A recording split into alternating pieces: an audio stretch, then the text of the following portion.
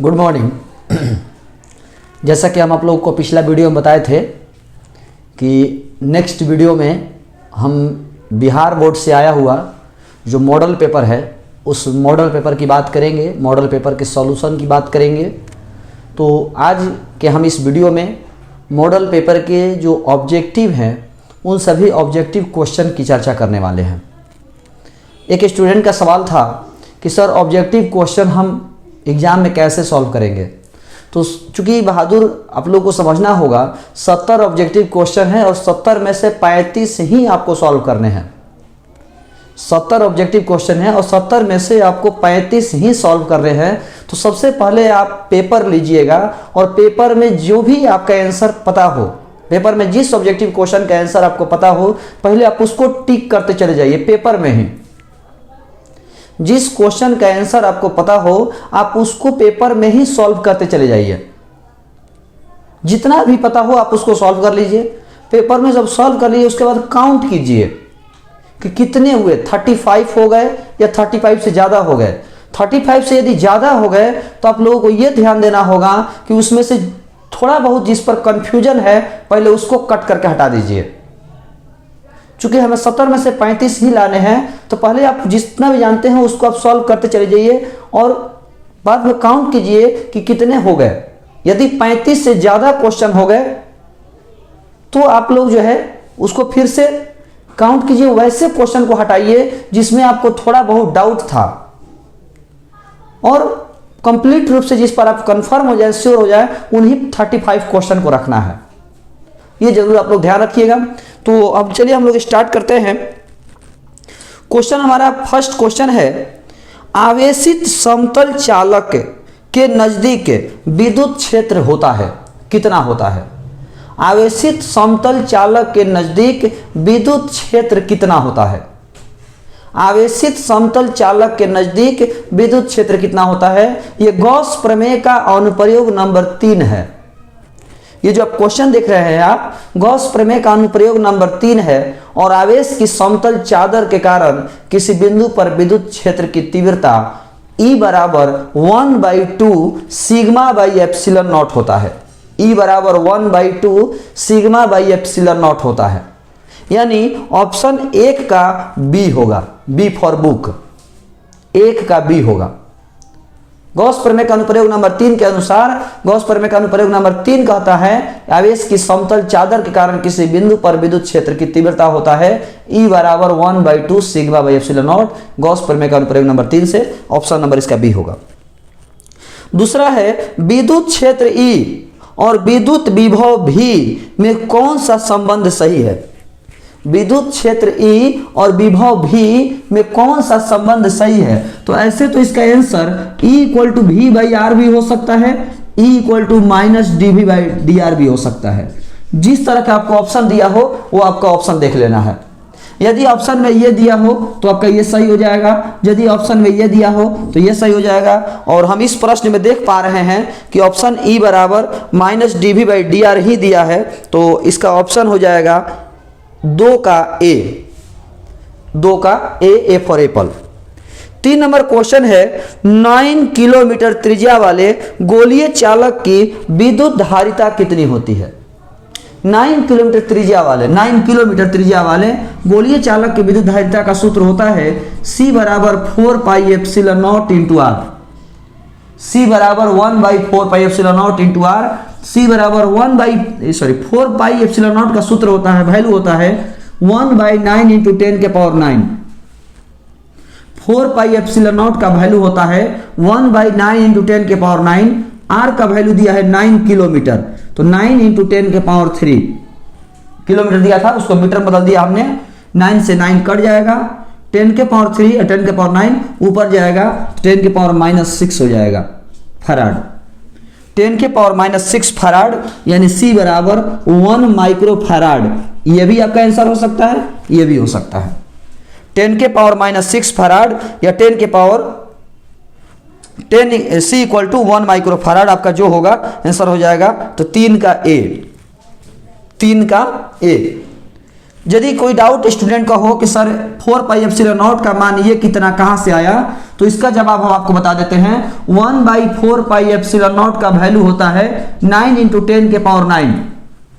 1/4 पाई epsilon naught का value होता है 9 × 10 के पावर 9। तो 4 पाई एप्सिलॉन नॉट का हो जाएगा 1/9 × 10 के पावर 9। एक जरूरी इंफॉर्मेशन आपको बता दे, एग्जाम में जो है हमारे हिसाब से चलिएगा तो इन 70 में से जो बिहार बोर्ड का मॉडल पेपर आया है, इन 70 में से मान के चलिए कि लगभग 15-20 क्वेश्चन तो जरूर मिलेंगे। इन 70 ऑब्जेक्टिव क्वेश्चन में से 15-20 ऑब्जेक्टिव क्वेश्चन मिल जाने चाहिए एग्जाम में, क्योंकि कोरोना काल है और कोरोना काल में सरकार जो है वैसे आपको क्वेश्चन नहीं देगी जो कि टेंशन दे। कोरोना काल में सरकार वैसे क्वेश्चन नहीं देगी जो आपको टेंशन दे। तो यह हम आशा करते हैं आपको समझ में आ गया होगा। C बराबर 4 pi epsilon naught into r, 4 pi epsilon naught का 1/9 × 10 के पावर 9, आर का 9 × 10 के पावर 3। 9 किलोमीटर दिया था, उसको हमने मीटर बदल दिया, सॉल्व किया तो 10 के पावर -6 फराड या 1 माइक्रो फराड, क्योंकि 10 के पावर -6 को माइक्रो लिखते हैं। चौथा क्वेश्चन है समानांतर पट्टिका संधारित्र की धारिता कितना होता है। समानांतर पट्टिका संधारित्र की धारिता कितना होता है। ऐसे तो आप लोग भी पढ़े होंगे, समानांतर प्लेट संचयक की धारिता के 4-5 सूत्र होते हैं। एक सामान्य सूत्र होता है, एक जब प्लेटों के बीच वायु होता है तब के लिए होता है, एक प्लेटों के बीच जब माध्यम होता है तब के लिए होता है, एक प्लेटों के बीच जब धातु होता है तब के लिए होता है, और एक जब प्लेटों के बीच पूरा माध्यम हो तब के लिए होता है। तो हमारा उसमें से जो ऑप्शन हम देख पा रहे हैं, ऑप्शन के अकॉर्डिंग चले तो C बराबर epsilon naught into epsilon r into a बटा में डी। C बराबर epsilon naught into epsilon r into a बटा में डी, ऑप्शन नंबर ए, 4 का ए। तो आपने फिर से एक बार देखा, 1 का B, 2 का ए, 3 का ए, 4 का ए। 5 नंबर क्वेश्चन हम लोग देखते हैं। गैल्वेनोमीटर का प्रतिरोध G और वोल्ट मीटर का प्रतिरोध V के बीच निम्नलिखित में से कौन सा संबंध सही है। गैल्वेनोमीटर का प्रतिरोध G और वोल्ट मीटर का प्रतिरोध V में कौन सा संबंध सही है। कह रहा है कि कौन सा रिलेशन सही है, तो बहादुर गैल्वेनोमीटर का प्रतिरोध G जो है और वोल्ट मीटर का प्रतिरोध जो V दिया हुआ है उसमें से कौन सा संबंध सही है। तो यह धारा पर निर्भर नहीं करता है, यह धारा पर निर्भर, अच्छा ऑप्शन में निर्भर करता है नहीं, ये आपका नहीं होगा, ये आपका ऑप्शन नंबर हो जाएगा। इसमें 5 की हम बात करें तो G का B, 5 का B हो जाएगा, 5 का B हो जाएगा। 6 नंबर, व्हीटस्टोन ब्रिज का व्यवहारिक ढांचा निम्नलिखित में से कौन है। व्हीटस्टोन ब्रिज का निम्नलिखित में से व्यवहारिक ढांचा कौन है। व्हीटस्टोन ब्रिज का जो व्यवहारिक ढांचा है वो निम्नलिखित में से कौन है। तो हम लोग बात करते हैं यहां पर व्यवहारिक ढांचा के बारे में, तो आपका जो है मीटर ब्रिज, मीटर ब्रिज 6 का C। 7 की बात करें, एक तार का विशिष्ट प्रतिरोध निर्भर करता है, एक तार का विशिष्ट प्रतिरोध निर्भर करता है। तो बहादुर आपको बता दें, विशिष्ट प्रतिरोध केवल प्रकृति पर निर्भर करता है, इसको आकृति आकार से कोई मतलब नहीं है, इसको आकृति आकार से कोई मतलब नहीं है। इसका विशिष्ट प्रतिरोध केवल पदार्थ की प्रकृति पर निर्भर करता है, विशिष्ट प्रतिरोध पदार्थ की प्रकृति पर निर्भर करता है। अब पदार्थ की प्रकृति यदि सेम हो तो तापमान पर निर्भर करता है। विशिष्ट प्रतिरोध यदि देखने की बात करें तो मटेरियल सेम हो, पदार्थ सेम हो तो प्रकृति पर निर्भर करता है, सॉरी तापमान पर निर्भर करता है। अब मटेरियल अलग अलग हो तो प्रकृति पर निर्भर करता है। 7 का D। 8 का, किरचॉफ के बिंदु नियम निम्नलिखित में से कौन भौतिक राशि संरक्षित रहता है। किरचॉफ के बिंदु, किरचॉफ के 2 नियम हैं, एक को बिंदु नियम कहते हैं, एक को बंद पास नियम, लूप नियम कहते हैं।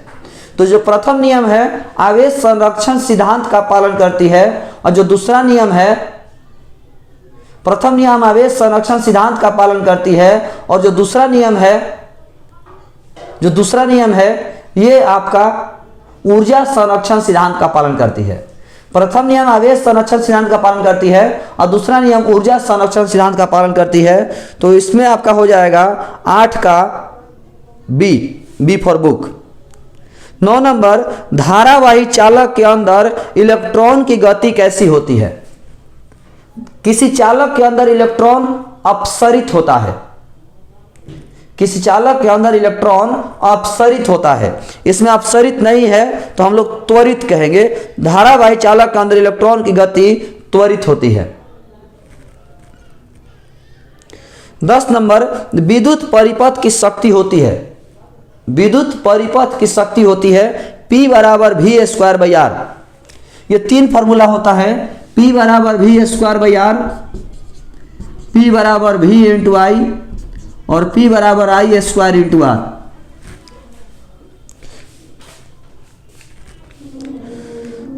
तो 10 का आपका C हो जाएगा। 11, चुंबकीय क्षेत्र में गतिशील आवेश पर बल के लिए निम्नलिखित में से कौन सही है? ये आप पढ़े होंगे लॉरेंज बल, लॉरेंज बल आप लोग पढ़े होंगे। F बराबर Q × B × V, ये लॉरेंज बल है। वेक्टर F बराबर Q × B × V। Option number 11 का ये हो जाएगा। Q बराबर Q × B × V, ये आपको ऑप्शन नंबर ए हो जाएगा 11 का ये। 12 है, चुंबकीय फ्लक्स का मात्रक क्या होगा? चुंबकीय फ्लक्स का मात्रक क्या होगा? तो चुंबकीय फ्लक्स का मात्रक बहादुर वेबर होता है। एसआई मात्रक वेबर, सीजीएस मात्रक मैक्सवेल। चुंबकीय फ्लक्स का एसआई मात्रक वेबर और सीजीएस मात्रक मैक्सवेल होता है। चुंबकीय फ्लक्स का एसआई मात्रक वेबर होता है और सीजीएस मात्रक मैक्सवेल होता है। 13 नंबर, जिस परिपथ में सिर्फ प्रतिरोध हो, जिस परिपथ में सिर्फ प्रतिरोध हो, मतलब आर परिपथ, जिस परिपथ में सिर्फ प्रतिरोध हो मतलब आर परिपथ, तो आर परिपथ का शक्ति गुणांक कितना होता है? तो आर परिपथ में फाई बराबर 0 डिग्री होता है। आर परिपथ में फाई बराबर 0 डिग्री होता है और 0 डिग्री की बात करें तो शक्ति गुणांक cos फाई, तो cos 0 डिग्री बराबर 1, तो आर परिपथ की शक्ति गुणांक 1 होता है। 14 नंबर, प्रत्यावर्ती धारा का मूल वर्ग माध्यमान, मूल वर्ग माध्यमान यानी आभासी धारा, तो आभासी धारा बराबर होता है शिखर धारा बटा में √2। आभासी धारा बराबर शिखर धारा बटा में √2। 14 का सी, 14 का सी। 15 नंबर हम बात करें चुंबकीय लंबाई और ज्यामितीय लंबाई में क्या रिलेशन है? तो चुंबकीय लंबाई बटा ज्यामितीय लंबाई LM बटा LG बराबर 5/6। चुंबकीय लंबाई बटा ज्यामितीय लंबाई बराबर 5/6, तो LG बराबर 6/5 LM, LG बराबर 6/5 LM। ऑप्शन नंबर ए, 15 का ए। 16 में ऑप्शन आपका मिस्टेक दिया हुआ, ऑप्शन में थोड़ा सा मिस्टेक है, गलत है बहादुर। BH बराबर क्या होता है? तो BH बराबर B cos डेल होता है। BH बराबर B cos डेल और BV बराबर B sin डेल। BH बराबर B cos डेल और BV बराबर B sin डेल। तो ऑप्शन में थोड़ा सा मिस्टेक दिया हुआ है, ऐसे 16 का B हमारा होना चाहिए, तो ऑप्शन में थोड़ा सा मिस्टेक है, 16 का B होगा। जिनको सुधारना होगा एक्यूरेट वो देख लेंगे। BH बराबर B cos डेल, BV बराबर B sin डेल। अगला है 17, चुंबकन तीव्रता का मात्रक एम्पियर मीटर इनवर्स हो जाएगा 17 का ये। 18, चुंबकीय अम्योतर क्या है? चुंबकीय अम्योतर चुंबकीय उत्तरी ध्रुव और चुंबकीय दक्षिणी ध्रुव को मिलाने वाली रेखा से लंबवत गुजरने वाले तल को चुंबकीय अम्योतर कहा जाता है। 18 का डी, 18 का डी। 19 देखिए, सामान्य समायोजन में सरल सूक्ष्मदर्शी का आवर्धन क्षमता कितना होता है? सामान्य समायोजन में सरल सूक्ष्मदर्शी का आवर्धन क्षमता कितना होता है? तो सरल सूक्ष्मदर्शी का आवर्धन क्षमता m बराबर 1 + d/f, m बराबर 1 + d/f। 21 नंबर 20 नंबर देखिए, 20 नंबर में सामान्य आंख के लेंस का फोकस दूरी कितना होता है? ऑप्शन इसमें गलत है, 17.2 mm। सामान्य आंख के लेंस की फोकस दूरी 17.2 mm। ऑप्शन इसमें कोई नहीं है। 21, हीरा का क्रांति कोण कितना होता है? 24.4 डिग्री। हीरा का क्रांति कोण 24.4 डिग्री। 22 नंबर, दो संपर्कित उत्तल लेंस का समतुल्य लेंस कितना माने कौन सा होता है? तो दो उत्तल लेंस का समतुल्य लेंस उत्तल होगा, दो अवतल लेंस का समतुल्य लेंस अवतल होगा, याद रखिएगा। और ये निकालने का जो तरीका है 1/f बराबर 1/f1 प्लस 1/f2। इसको सॉल्व करेंगे हम। यदि f का मान प्लस आ जाए तो उत्तल, यदि f का मान माइनस आ जाए तो अवतल, f का मान अनंत आ जाए तो समतल, f का मान प्लस आ जाए तो उत्तल, f का मान माइनस आ जाए तो अवतल, f का मान अनंत आ जाए तो समतल। 23 नंबर, प्रकाशीय तंतु का मूल सिद्धांत क्या है? प्रकाशीय तंतु ऑप्टिकल फाइबर किस सिद्धांत पर काम करता है? तो ऑप्टिकल फाइबर पूर्ण आंतरिक परावर्तन के सिद्धांत पर कार्य करता है। ऑप्टिकल फाइबर पूर्ण आंतरिक परावर्तन के सिद्धांत पर कार्य करता है। 24 नंबर, सामान्य आंख के लिए स्पष्ट दर्शन की न्यूनतम दूरी कितनी होती है? तो 25 सेंटीमीटर। स्पष्ट दर्शन की न्यूनतम दूरी 25 सेंटीमीटर होती है। सामान्य आंख के लिए स्पष्ट दर्शन की न्यूनतम दूरी 25 सेंटीमीटर होती है। 25, इंद्रधनुष के निर्माण के लिए निम्नलिखित में से प्रकाश की कौन सी घटना सही है? इंद्रधनुष किसके वजह से बनता है? वर्ण विक्षेपण की वजह से। इंद्रधनुष वर्ण विक्षेपण की वजह से बनता है। वर्ण विक्षेपण की घटना की वजह से इंद्रधनुष का निर्माण होता है। किस रंग के प्रकाश के लिए कांच का अपवर्तनांक अधिक होगा? किस रंग के प्रकाश के लिए कांच का अपवर्तनांक अधिक होगा? किस रंग के प्रकाश के लिए कांच का अपवर्तनांक अधिक होगा?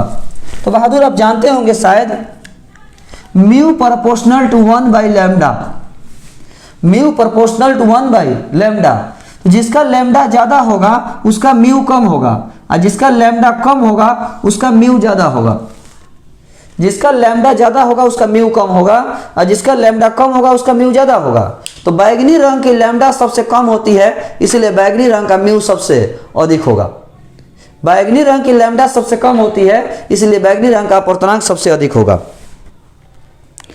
17, विनाशकारी व्यतिकरण का पथांतर कितना होता है? विनाशकारी यानी न्यूनतम तीव्रता की बात करें तो पथांतर हो जाता है 2n+1 इंटू पाई, यानी 2n+1 इंटू λ/2। प्रवस्थांतर कहेगा तो फाई इतना, और पथांतर कहेगा तो 2n+1 λ/2। पथांतर 2n+1 λ/2, प्रवस्थांतर कहे तो 2n+1 इंटू पाई विनाशकारी के लिए। 28, प्रकाश की अनुप्रस्थ तरंग प्रकृति को निम्नलिखित में से कौन घटना पुष्टि करता है? किस घटना से प्रकाश की अनुप्रस्थ प्रकृति पता चलती है? किस घटना से प्रकाश की अनुप्रस्थ तरंग की पता चलती है? कौन सी घटना ऐसी है जो साबित करता है कि प्रकाश एक अनुप्रस्थ तरंग है? कौन सी ऐसी घटना है जो साबित करता है कि प्रकाश एक अनुप्रस्थ तरंग है? तो ध्रुवन। ध्रुवन की घटना से पता चलता है कि प्रकाश एक अनुप्रस्थ तरंग है। 28 का डी। 29, अवरोध के किनारों से प्रकाश का मुड़ना क्या कहलाता है? बाधा की वजह से प्रकाश का मुड़ना विवर्तन। बाधा की वजह से प्रकाश का मुड़ना विवर्तन। माध्यम की वजह से प्रकाश का मुड़ना अपवर्तन। किसी सतह से टकरा कर प्रकाश का मुड़ना परावर्तन, और किसी माध्यम से टकरा करके प्रकाश का मुड़ना प्रकीर्णन। किसी माध्यम से प्रकाश किरण का टकरा कर मुड़ना प्रकीर्णन। किसी बाधा से टकरा करके मुड़ना विवर्तन। माध्यम की वजह से प्रकाश का मुड़ना अपवर्तन, और किसी सतह से टकरा करके प्रकाश का मुड़ना परावर्तन। तो 29 का बी। 30 देखिए, चांदी का कार्यफलन कितना होता है? ये तो डाटा है, डाटा आपको डायरेक्ट याद करना पड़ेगा कि चांदी का कार्यफलन कितना होता है। शायद इसका डी हो जाएगा, 30 का डी हो जाएगा, लेकिन हम कंफर्म नहीं है, आप लोग देख लीजिएगा। ये आपको बुक में मिल जाएगा कि चांदी का कार्यफलन कितना होता है, किस सतह का कार्यफलन कितना होता है, ये आप बुक में देख सकते हैं। ऐसे हम देख करके आपको बाद में बता सकते हैं। 31 है, प्लांक नियतांक का मान कितना होता है? तो प्लांक नियतांक का मान 6.62 गुना 10 के पावर -34 जूल सेकेंड। 6.6 गुना 10 के power -34 joule second. Option number 31 का सी। 32, फोटोन का गतिक द्रव्यमान कितना होता है? तो बहादुर E बराबर mc² और E बराबर h न्यू, E बराबर mc², E बराबर h न्यू, तो h न्यू बराबर mc², तो m बराबर h न्यू बटा में c², h न्यू बटा में c², h न्यू बटा में c²। ये आपका ऑप्शन में नहीं दिया हुआ है। तो चलिए एक और तरीका देखते हैं। E बराबर mc² और E बराबर hc बाई लैम्डा, तो hc बाई लैम्डा बराबर mc², c से c कटेगा, तो m बराबर हो जाएगा h बटा में lambda into m, sorry c, m बराबर h बटा में lambda into c। Option number हो जाएगा 32 का बी। ये भी आपका ऑप्शन हो जाता, यदि ये ऑप्शन में होता तो ये भी आपका आंसर हो जाता। ऑप्शन में होता तो ये भी हो जाता, ये ऑप्शन में दिया है तो ये भी, लेकिन समझ लीजिए कि कैसे आपको सॉल्व करना है, क्योंकि मान लीजिए आप ये याद किए और ये आ गया तो गलती हो जाएगा ना, तो आप लोग ध्यान रखेंगे। 33 है, निम्नलिखित में से कौन सी श्रेणी पराबैंगनी क्षेत्र में पड़ती है? निम्नलिखित में से कौन सी श्रेणी पराबैंगनी में पड़ती है? तो लाइमन, लाइमन पराबैंगनी, बामर दृश्य प्रकाश, पाश्चन ब्रैकेट और फुंड औरक प्रकाश।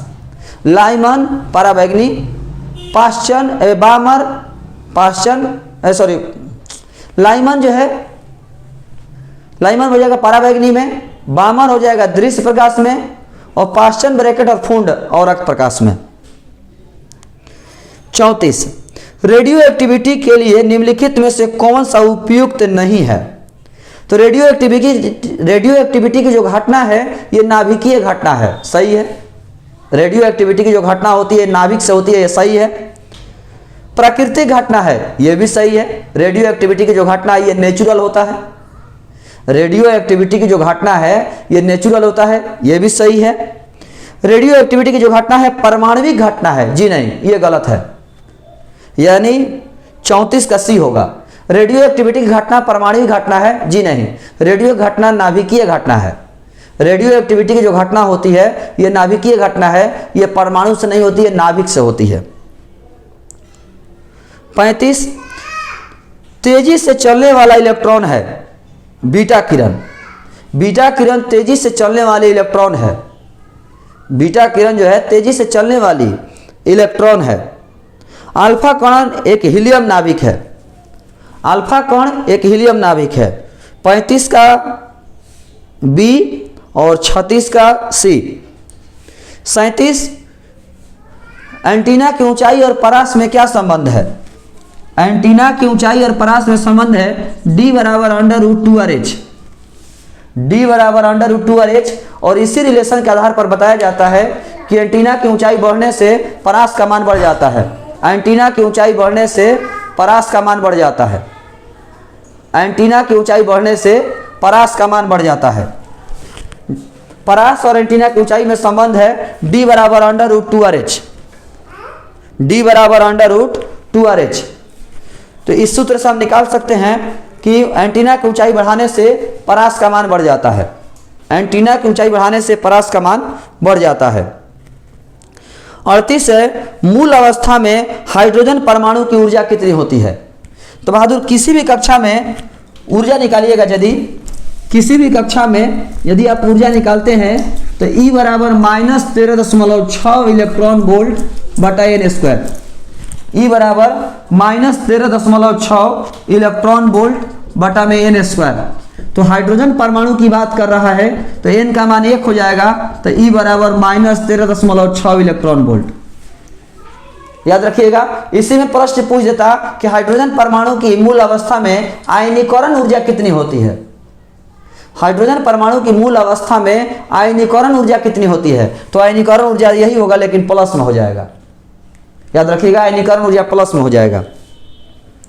तो 38 का डी। 39 देखिए, जब अपद्रव्य को, अपद्रव्य मतलब अशुद्धि, जब अशुद्धि को नैज अर्धचालक में मंदित किया जाता है, जब अशुद्धि को नैज अर्धचालक में मिलाते हैं, नैज अर्धचालक शुद्ध अर्धचालक, नैज अर्धचालक शुद्ध अर्धचालक, जब अशुद्धि को शुद्ध अर्धचालक में मिलाया जाता है तो उसकी चालकता बढ़ जाती है। जब अशुद्धि को शुद्ध अर्धचालक में मिलाया जाता है तो उसकी चालकता बढ़ जाती है। किसी भी अशुद्धि को यदि आप मिलाएंगे अर्धचालक में तो उसकी चालकता जो है बढ़ जाती है। 40, ये ऑप्शन नंबर इसका हो जाएगा 39 का, ये 40 का। नॉर गेट का बुलियन व्यंजक सी बराबर वाई बराबर इनपुट का जोड़ उसका बार, यानी वाई बराबर ए प्लस बी बार, 40 का सी। 41, अर्ध तरंगित दृष्टिकरण में 50 हर्ट्ज की निवेशी आवृत्ति के लिए निम्नलिखित में से कौन सा निर्गम होगा? तो अर्ध तरंग में तो आधा ही होता है, अर्ध तरंग दृष्टिकारी में आधा होता है, तो 50 का एंट्री करेगा तो आधा 25 हो जाएगा, ऑप्शन नंबर ए। 42, द्विधारी संख्या इतना का दार्शनिक संख्या कौन होगा? इसका दार्शनिक क्या होगा?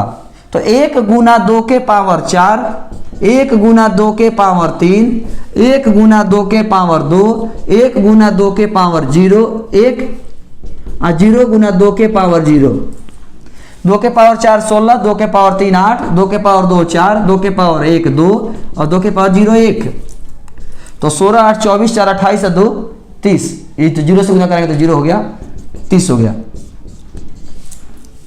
ये आपका इसका दार्शनिक हुआ। ऐसे हम आपको द्विधारी को दार्शनिक में और दार्शनिक को द्विधारी में बता चुके हैं, आप वहां से भी देख सकते हैं। 42 हो गया। 42 के भी 43, इलेक्ट्रॉन पर कितना आवेश होता है? ये तो आप भी जानते हैं, -1.6 गुना 10 के power -19 coulomb, option number D. 44, epsilon naught का मान कितना होता है? एप्सिलॉन नॉट का मान 8.85 गुना 10 के power -12 newton verse metre verse two coulomb square. 8.85 गुना 10 के पावर -12 फराड पर मीटर, या 8.85 गुना 10 के पावर -12 न्यूटन इनवर्स, 8.85 गुना 10 के power -12 newton inverse metre inverse two coulomb square, या कहें कि 8.85 गुना 10 के पावर -12 फराड पर मीटर। तो इसके अनुसार आपका ऑप्शन हो जाएगा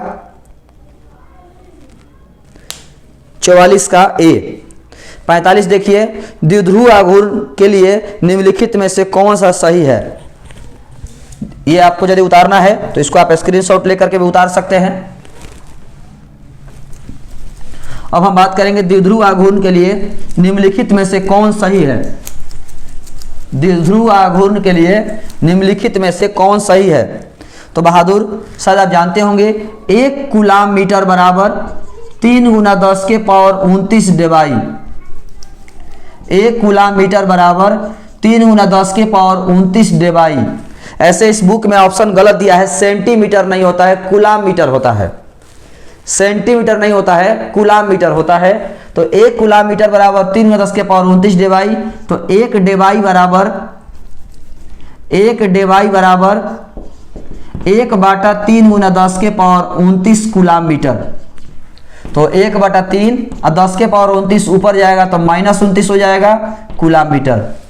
1/3 गुना 10 के power 29 coulomb metre, option number A. 45 का ए। 46 आपका न्यूमेरिकल दिया हुआ है, 46 आपका न्यूमेरिकल दिया है इस तरह से, और इसमें ये ऐसे जोड़ दिया है। यदि ये वाला पॉइंट और ये वाला पॉइंट को ऐसे जोड़ दिया है, मतलब पॉइंट ए और पॉइंट बी दोनों एक ही जगह है, तो ये बीच वाला खत्म हो गया।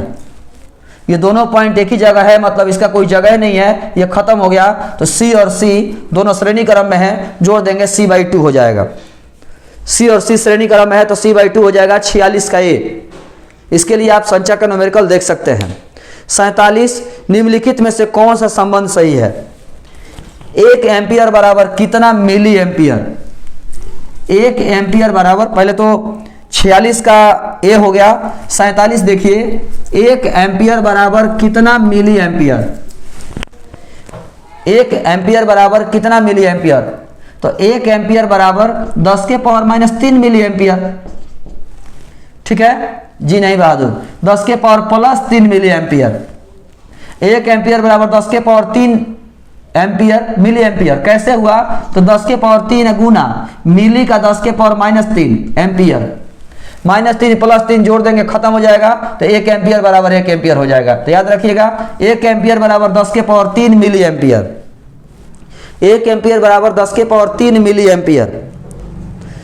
ऑप्शन नंबर इसका हो जाएगा 47 का ए। 48 देखिए, धारा घनत्व बराबर क्या होता है?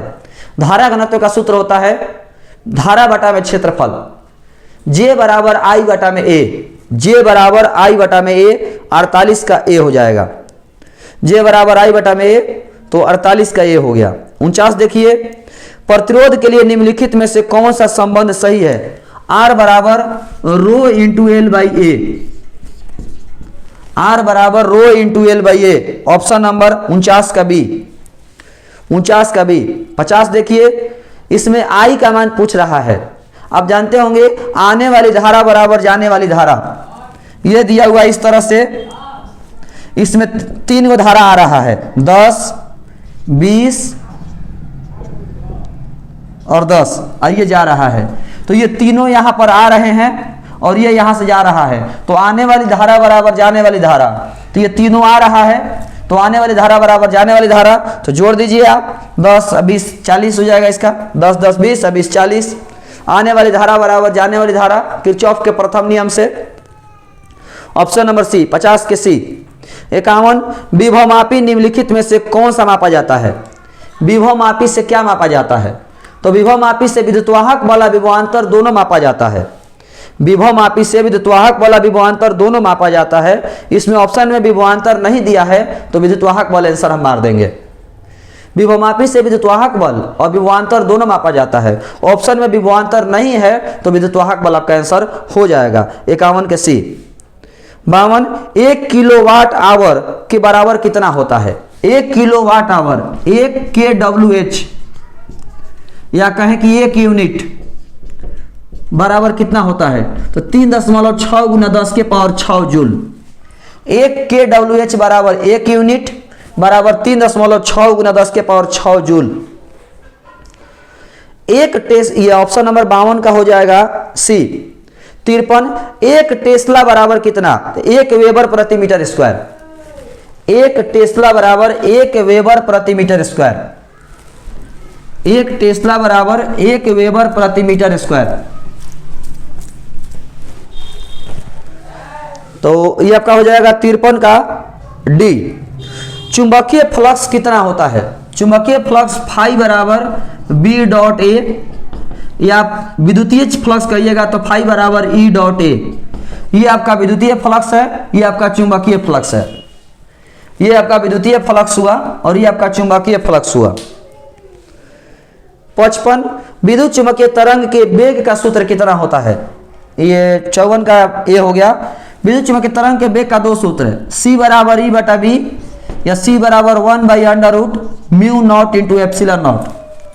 सी बराबर ई बटा बी, या सी बराबर √μ0 epsilon naught. Option number B, 55 का बी। 56 देखिए, फोटोन की ऊर्जा होती है ई बराबर एच न्यू, या ई बराबर एच सी बाई लैम्डा।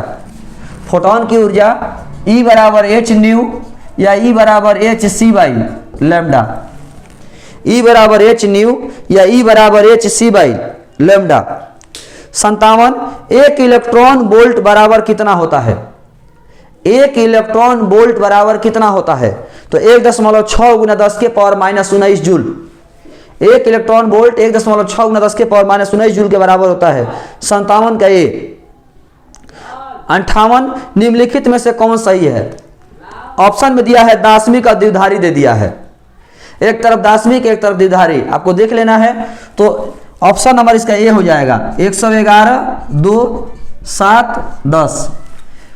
111 को बदलिएगा 1 × 2 के पावर 2, 1 × 2 के पावर 1, 1 × 2 के पावर 0। तो 2 के पावर 2 4, 2 के पावर 1 2, और 2 के पावर 0 1, 4 2 6 1 7। 58 का ए। 59, द्विधारी योग निम्नलिखित में से कौन सही नहीं है? द्विधारी योग निम्नलिखित में से कौन सही नहीं है? बहादुर, जोड़ के 4 नियम होते हैं। द्विधारी में जोड़ के 4 नियम होते हैं। कौन कौन से? 0 + 0 बराबर 0, 1 + 0 बराबर 1, 0 + 1 बराबर 1, 1 + 1 बराबर 1 0। तो आपका ऑप्शन नंबर डी हो जाएगा। 1 + 1 बराबर 1 लिया है, गलत हो जाएगा। 1 + 1 बराबर 1 0। 60 नंबर, किसी ऊंचाई ट्रांसफार्मर में यानी स्टेप अप ट्रांसफार्मर में प्राइमरी और सेकेंडरी कुंडली में क्रमशः N1 और N2 फेरे हैं। आपको पता होगा कि प्राइमरी में N1 और सेकेंडरी में N2 दिया है और स्टेप अप ट्रांसफार्मर है, तो स्टेप अप में NS का मान NP से ज़्यादा होता है, यानी सेकेंडरी में फेरों की संख्या प्राइमरी में ज़्यादा होती है, प्राइमरी से ज़्यादा होती है। सेकेंडरी में फेरों की संख्या प्राइमरी से ज़्यादा होती है, तो N2 बड़ा हो जाएगा N1 से। ऑप्शन नंबर 60 के बी। 61 देखिए, हाइड्रोजन वर्ण क्रम में कौन सी श्रेणी दृश्य भाग में पड़ती है? कुछ देर पहले बता रहे थे कि परावैग्नी में लाइमन पड़ता है, बामर में दृश्य पड़ता है, मैंने दृश्य में बामर पड़ता है, तो आपका बामर हो जाएगा 61 का ए। 62 देखिए, एक उत्तल लेंस की फोकस दूरी 1 मीटर है, उसकी शक्ति कितनी होगी? फोकस दूरी 1 मीटर है तो उसकी शक्ति कितनी होगी? P बराबर 1/f है, तो P बराबर 1/f का मान 1 दिया है, P बराबर 1 डायोप्टर। 63 संयुक्त सूक्ष्मदर्शी में निम्नलिखित में से कौन सही है? संयुक्त सूक्ष्मदर्शी में बहादुर ऐसे तो वस्तु लेंस की फोकस दूरी और नेत्रिका की फोकस दूरी दोनों कम होनी चाहिए। संयुक्त सूक्ष्मदर्शी में वस्तु लेंस की फोकस दूरी, नेत्रिका की फोकस दूरी दोनों कम होनी चाहिए, लेकिन इस प्रश्न में दिया कि दोनों में से कम किसका होता है? दोनों में से ही कम किसका होता है? तो वस्तु लेंस की, एफओ कम होगा एफई से। ऑप्शन नंबर बी, 63 का बी। 64 पतले प्रिज्म द्वारा न्यूनतम विचलन कोण कितना होता है? डेल बराबर ए इंटू म्यू माइनस 1, डेल बराबर ए इंटू म्यू माइनस 1। 65 प्रकाश के अपवर्तन में निम्नलिखित में से कौन सी भौतिक राशि नहीं बदलती है? जब प्रकाश की अपवर्तन घटना होती है, यानी प्रकाश किरण जब एक माध्यम से दूसरे माध्यम में जाती है, तो कौन सी राशि नहीं बदलता? आपको पता होना चाहिए, जब प्रकाश किरण एक माध्यम से दूसरे माध्यम में जाती है तो वेग बदल जाता है, आयाम बदल जाता है, तरंगदैर्घ्य बदल जाता है, लेकिन आवृत्ति नहीं बदलता। प्रकाश किरण जब एक माध्यम से दूसरे माध्यम में जाती है तो आवृत्ति नहीं बदलता। 67 में दिया हुआ है, 66 में दिया हुआ है कि हवा में प्रकाश का वेग va है और पानी में प्रकाश का वेग vw है, तो कौन सही होगा? बहादुर आपको पता होगा कि प्रकाश किरण जब विरल माध्यम से सघन माध्यम में जाती है तो वेग घट जाता है। प्रकाश किरण जब विरल माध्यम से सघन माध्यम में जाती है तो वेग घट जाता है। प्रकाश किरण जब विरल माध्यम से सघन माध्यम में जाती है तो वेग कम हो जाता है, और यहाँ पर हवा से जल में जा रहा है तो स्वाभाविक सी बात है जल में वेग कम हो जाएगा। हवा से जल में जा रहा है तो जल में वेग स्वाभाविक से कम हो जाएगा, यानी VW कम होगा VA से, VW कम होगा VA से। ऑप्शन नंबर इसका हो जाएगा बी, 66 का बी। 67 देखिए, जल का क्रांति कोण कितना होता है? ये डायरेक्ट आपको याद करने वाला टर्म है, 67 का डी, 67 का डी। 68 रचनात्मक व्यतिकरण निम्नलिखित में से कालांतर कितना होता है? रचनात्मक व्यतिकरण के लिए फाई होता है n इंटू 2 पाई, या पथांतर होता है n लैम्डा। ये रचनात्मक व्यतिकरण के लिए है, रचनात्मक व्यतिकरण के लिए। अब विनाशी व्यतिकरण के लिए, विनाशी के लिए फाई बराबर 2n प्लस 1 इंटू पाई, या पथांतर बराबर 2n plus 1 into lambda by 2। अभी कुछ देर पहले भी बताते हैं हम, ये आपका हो जाएगा। 69 देखिए, प्रकीर्णित प्रकाश की तीव्रता के लिए निम्नलिखित में से कौन सही है? प्रकीर्णित प्रकाश की तीव्रता के लिए निम्नलिखित में से कौन सही है? आपको पता होगा प्रकीर्णित ऊर्जा आपतित प्रकाश के तरंगदैर्घ्य के चतुर्थ घात के व्युत्क्रमानुपाती होती है। प्रकीर्णित ऊर्जा आपतित प्रकाश के चतुर्थ घात के व्युत्क्रमानुपाती होती है। रैले का नियम है, रैले का नियम है, आप प्रकीर्णित ऊर्जा आपतित प्रकाश के तरंगदैर्घ्य के चतुर्थ घात के व्युत्क्रमानुपाती होती है। प्रकीर्णित ऊर्जा आपतित प्रकाश के तरंगदैर्घ्य के चतुर्थ घात के व्युत्क्रमानुपाती होती है। तो 69 का डी। 70 कांच के समानांतर सतह की पट्टी की फोकस दूरी कितनी होती है? कांच की समांतर सतह की पट्टी की फोकस दूरी कितनी होगी? कोई भी समानांतर होगा, समतल होगा, तो उसकी फोकस दूरी अनंत हो जाएगी। कोई भी जो समतल सतह है उसकी फोकस दूरी अनंत हो जाएगी। कोई भी जो समतल सतह है उसकी फोकस दूरी जो है अनंत हो जाएगी। इस प्रकार आप लोगों का बिहार बोर्ड से आया हुआ मॉडल पेपर का 70 ऑब्जेक्टिव क्वेश्चन का आंसर हमने आपको बता दिया। फिर से एक बार हम आपको बता दे रहे हैं, एग्जाम में जब आप सॉल्व करने जाइएगा तो ध्यान रहे कि पहले आप लोग पेपर पर सॉल्व करेंगे और आप देख लीजिए कि जितने भी पेपर पर आपने सॉल्व किए उसको मिलाइए कि गिनती करिए कितने हैं। यदि 35 से ज़्यादा हो गए तो उसमें से जिस पर थोड़ा बहुत डाउट था उस क्वेश्चन को आप टिक कर सकते हैं कि हाँ हमको ये डाउट है, उसको क्रॉस करके हटा दीजिए। और जिसमें आप परफेक्ट श्योर हो गए उसी को आप छोड़िए, जिस पर आप श्योर है उसी को आप छोड़िए। जैसे इसमें हम कुछ क्वेश्चन पे डाउट थे, जैसे हम क्वेश्चन पे जो डाउट थे, जो मेरा क्वेश्चन पे डाउट है वो कौन कौन सा ऑप्शन का आंसर जो है, क्वेश्चन का आंसर इधर उधर भी हो सकता है थोड़ा बहुत, तो वो आपका ऑप्शन हो जाएगा क्वेश्चन 5, इसके बाद 6, उसके बाद 9,